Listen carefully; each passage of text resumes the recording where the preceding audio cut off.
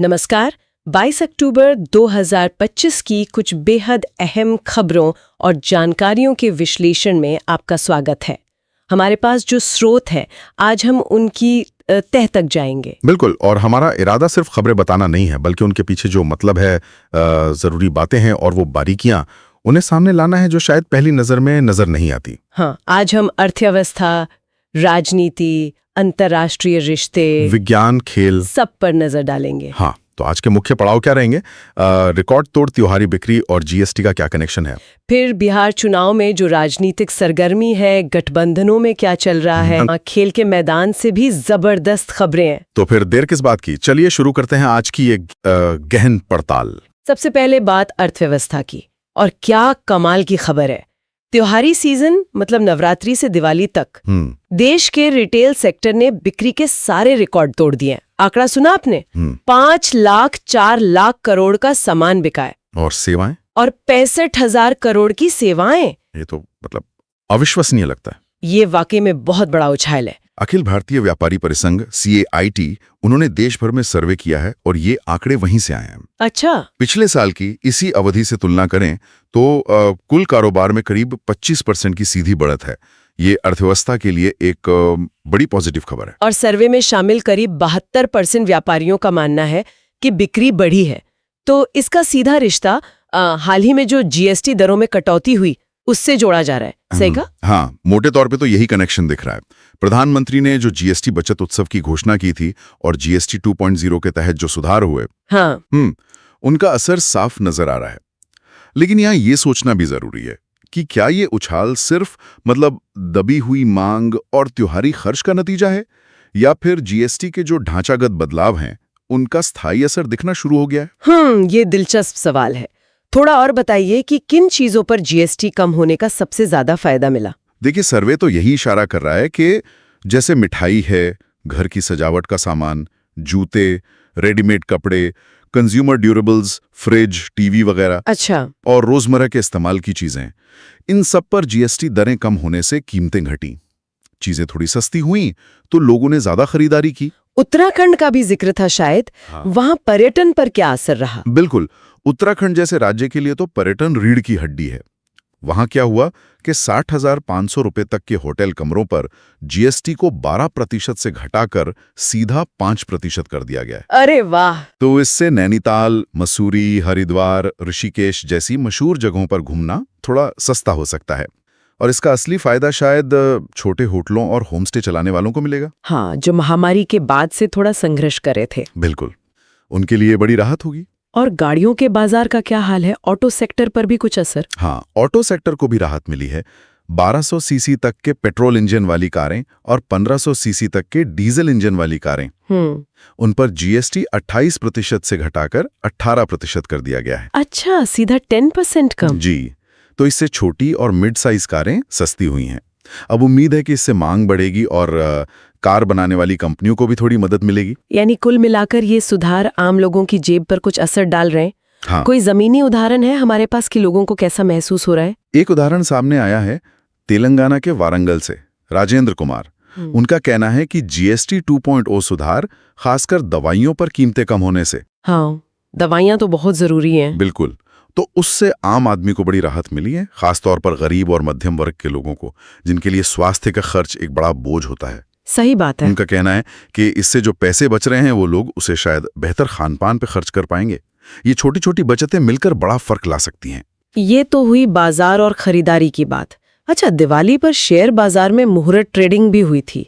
संवत 2082 की शुरुआत कैसी रही बाजार के लिए? मुहूर्त ट्रेडिंग में बहुत ज्यादा उत्साह तो नहीं दिखा, मामूली बढ़ती रही। सेंसेक्स करीब 63 अंक चढ़कर 84,426 पर और निफ्टी 25 अंक बढ़ के 25,869 पर बंद हुआ। लेकिन हाँ, मिड कैप इंडेक्स 0.2% और स्मॉल कैप इंडेक्स 0.9% ऊपर रहे। अच्छा, तो छोटी कंपनियों में ज्यादा दिलचस्पी थी। हाँ, ये दिखाता है कि बड़े शेयरों के मुकाबले छोटी और मझोली कंपनियों में निवेशकों का भरोसा थोड़ा ज्यादा था उस दिन। इसे अर्थव्यवस्था की बड़ी तस्वीर में कैसे फिट करें? क्या कोई और संकेत है? हाँ, इसे अकेले देखने के बजाय अगर हम कोर इंडस्ट्रीज के आंकड़ों से जोड़कर देखें तो तस्वीर ज्यादा साफ होती है। सितंबर महीने में 8 प्रमुख उद्योगों का जो संयुक्त सूचकांक है, हाँ, कोर इंडस्ट्रीज। वो पिछले साल के सितंबर की तुलना में 3% बढ़ा है। ये 8 उद्योग जैसे कोयला, कच्चा तेल, स्टील, सीमेंट, बिजली, ये अर्थव्यवस्था की रीढ़ माने जाते हैं। बिल्कुल। इनमें स्टील, सीमेंट, बिजली और उर्वरक जैसे क्षेत्रों में अच्छी बढ़त दिखी है। तो ये संकेत दे रहा है कि अर्थव्यवस्था धीरे धीरे ही सही पटरी पर लौट रही है, ऐसा लगता है। अर्थव्यवस्था में तो ये हलचल है, लेकिन राजनीतिक मैदान में भी कम गहमा गहमी नहीं है, खासकर बिहार में। वहां विधानसभा चुनाव का दूसरा और आखिरी दौर नजदीक है। बिल्कुल। 122 सीटों के लिए नामांकन पत्रों की जांच पूरी हो चुकी है और इसी प्रक्रिया में एक अहम घटनाक्रम हुआ। क्या हुआ? पूर्वी चंपारण जिले की सुगौली सीट पर महागठबंधन में शामिल विकासशील इंसान पार्टी यानी वीआईपी के उम्मीदवार का पर्चा खारिज हो गया। अरे क्यों? वजह बताई गई कि नामांकन के लिए जितने प्रस्तावक चाहिए होते हैं वो पूरे नहीं थे। ये एक जरूरी कानूनी शर्त है। ओह, तो ये तो महागठबंधन के लिए एक झटका होगा उस सीट पर। वहां एनडीए की तरफ से कौन है मैदान में? उस सीट पर एनडीए के खेमे से लोक जनशक्ति पार्टी रामविलास के राजेश कुमार उर्फ बबलू गुप्ता उम्मीदवार हैं। तो अब मुकाबला थोड़ा बदल गया है वहां। चुनाव प्रचार भी जोरों पर होगा। एनडीए की तरफ से कौन कौन सक्रिय दिख रहा है? एनडीए के बड़े नेता तो पूरी ताकत झोंक रहे हैं। मुख्यमंत्री नीतीश कुमार जदयू ने मीनापुर और कांटी जैसी जगहों पर रैलियां की, अपनी सरकार के विकास कार्य गिनाए। वहीं उप मुख्यमंत्री सम्राट चौधरी भाजपा ने गोपालगंज, सासाराम, मोहनिया, रामगढ़ मतलब कई इलाकों में सभाएं की। उनका फोकस एनडीए के लिए वोट जुटाने पर है। और महागठबंधन खेमे में क्या रणनीति दिख रही है? महागठबंधन की तरफ से सांसद पप्पू यादव का दावा है कि उन्हें जनता का जबरदस्त समर्थन मिल रहा है और कांग्रेस इस बार शानदार प्रदर्शन करेगी। अच्छा। दूसरी तरफ आरजेडी के प्रदेश अध्यक्ष हैं मंगनी लाल मंडल। उन्होंने कहा है कि तेजस्वी प्रसाद यादव भी जल्द ही प्रचार में उतरेंगे। तो दोनों तरफ से दावे और वादे वो तो जारी हैं। चुनाव की मुख्य तारीखें क्या है? दूसरे और अंतिम चरण का मतदान होना है अगले महीने की 11 तारीख को और उम्मीदवारों के लिए नाम वापस लेने की आखिरी तारीख 23 अक्टूबर है। मतलब अब तस्वीर लगभग साफ हो जाएगी कि कौन कौन मैदान में डटा रहेगा। लेकिन बिहार में एक और पेंच है, महागठबंधन यानी इंडिया ब्लॉक। उसके अंदर ही कुछ तनाव की खबरें हैं। झारखंड मुक्ति मोर्चा जेएमएम को लेकर कुछ मामला है। हाँ, ये एक दिलचस्प मोड़ है। बिल्कुल, जेएमएम ने बिहार चुनाव में सीट बंटवारे को लेकर कांग्रेस और आरजेडी पर गंभीर आरोप लगाए हैं। क्या आरोप है? उनका कहना है कि सीट बंटवारे पर उन्हें अंधेरे में रखा गया, मतलब ठीक से बात नहीं हुई, जिसके कारण उन्हें चुनाव से हटना पड़ा। ये सिर्फ सीटों का मामला नहीं लग रहा, बल्कि गठबंधन के भीतर जो आपसी विश्वास है उस पर भी सवाल खड़े कर रहे हैं। तो क्या जेएमएम अब बिहार में महागठबंधन से अलग हो गया है? जेएमएम के वरिष्ठ नेता और झारखंड सरकार में मंत्री हैं सुदिव्य कुमार, उन्होंने तो यहां तक कह दिया है कि पार्टी अब कांग्रेस और आरजेडी के साथ अपने गठबंधन की समीक्षा करेगी। चुनाव से ठीक पहले? हाँ, चुनाव से ठीक पहले इस तरह की बयानबाजी निश्चित रूप से महागठबंधन के लिए अच्छी खबर नहीं है। ये दिखाता है कि जमीनी स्तर पर गठबंधन चलाना कितना मुश्किल हो सकता है।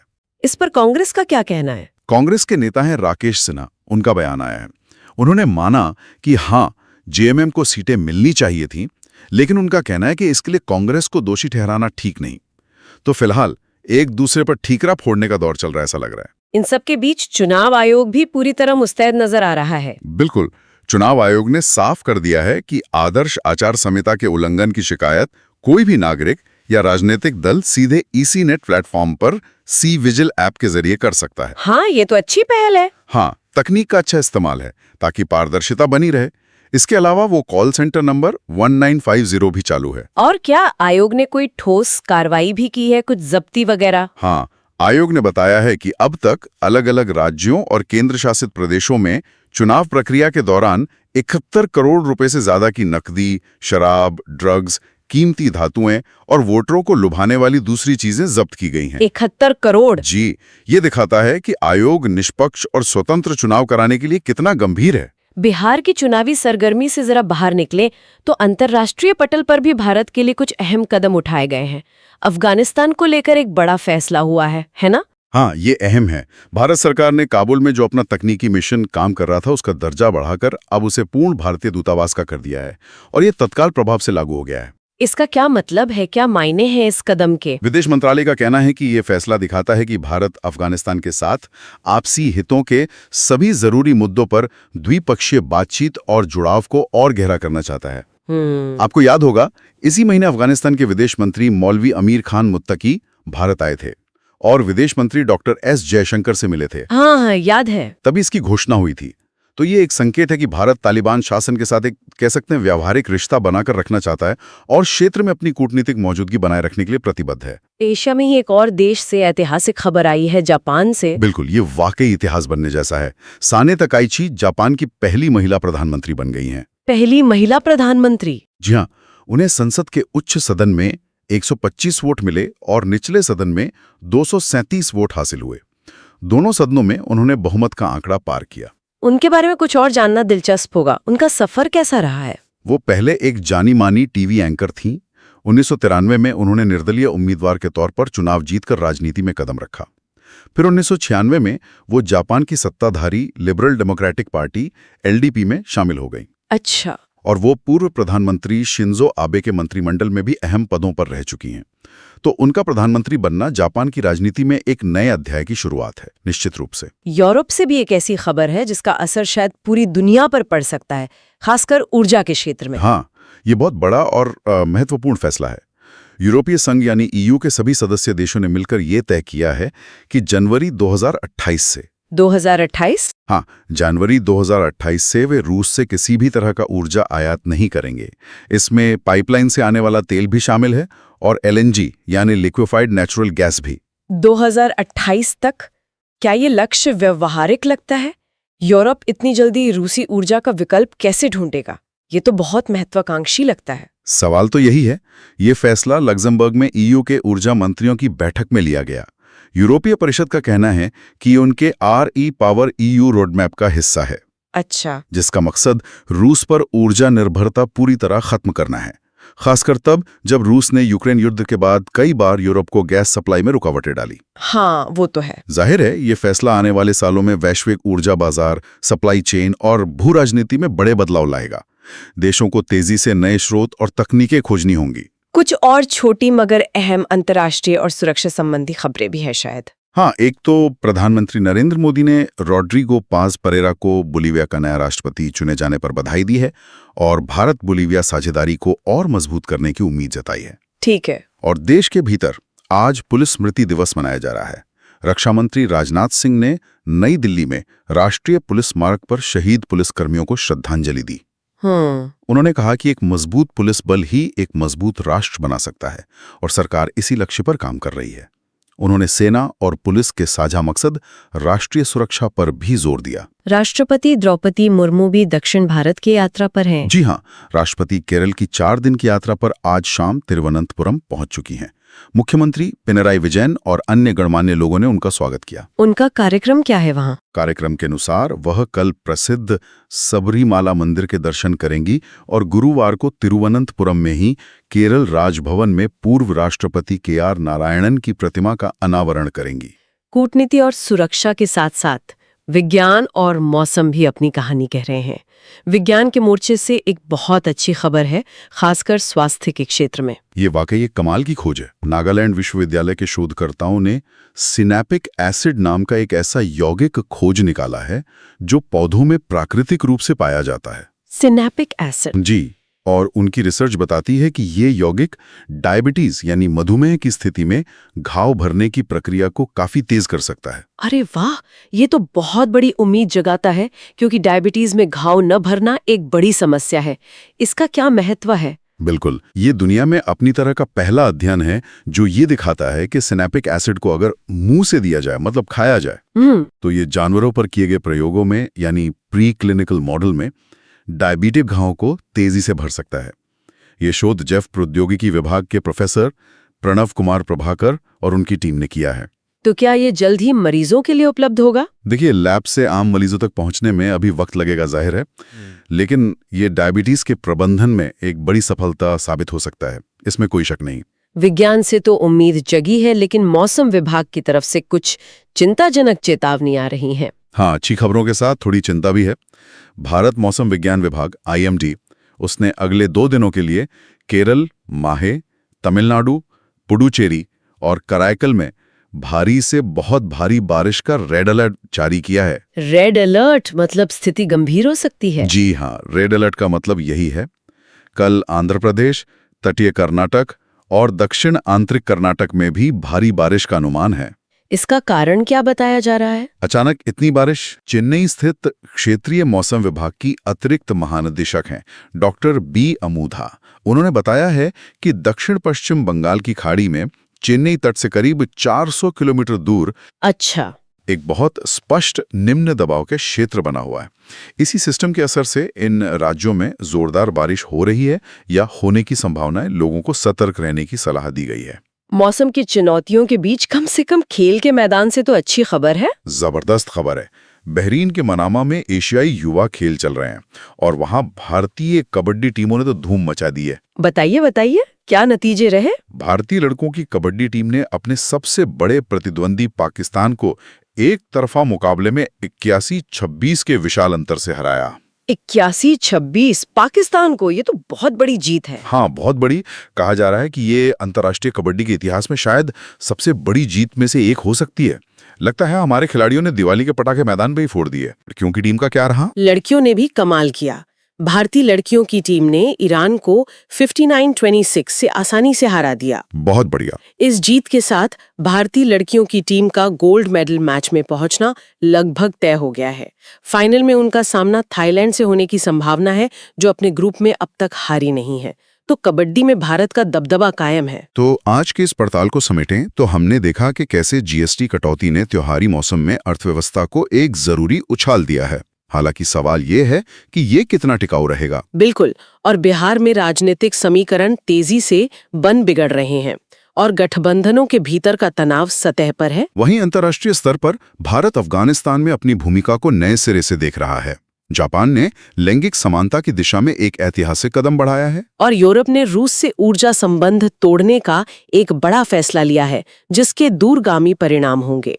ये देखना होगा। विज्ञान ने डायबिटीज के ढाव भरने की नई उम्मीद जगाई है, तो दक्षिण भारत में मौसम एक बड़ी चुनौती पेश कर रहा है। और इन सब के बीच हमारे युवा कबड्डी खिलाड़ियों ने दिखा दिया है कि भारत का भविष्य उज्जवल है, मैदान पर तो कम से कम। हाँ, और जाते जाते कुछ सवाल सोचने के लिए छोड़ जाते हैं। जैसे कि क्या जीएसटी सुधारों से मिला ये त्योहारी बूस्ट अर्थव्यवस्था को एक स्थायी गति दे पाएगा, या ये सिर्फ एक मौसमी बहार है?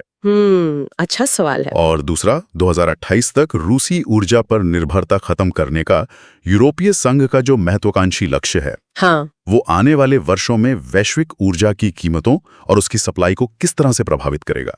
ये वो सवाल हैं जिनके जवाब आने वाले समय में ही मिलेंगे। बिल्कुल, इन सवालों पर विचार करने के लिए बहुत कुछ है। आज की इस जानकारी भरी यात्रा में हमारे साथ रहने के लिए धन्यवाद। धन्यवाद। हम जल्द ही और स्रोतों के गहन एनालिसिस के साथ फिर हाजिर होंगे।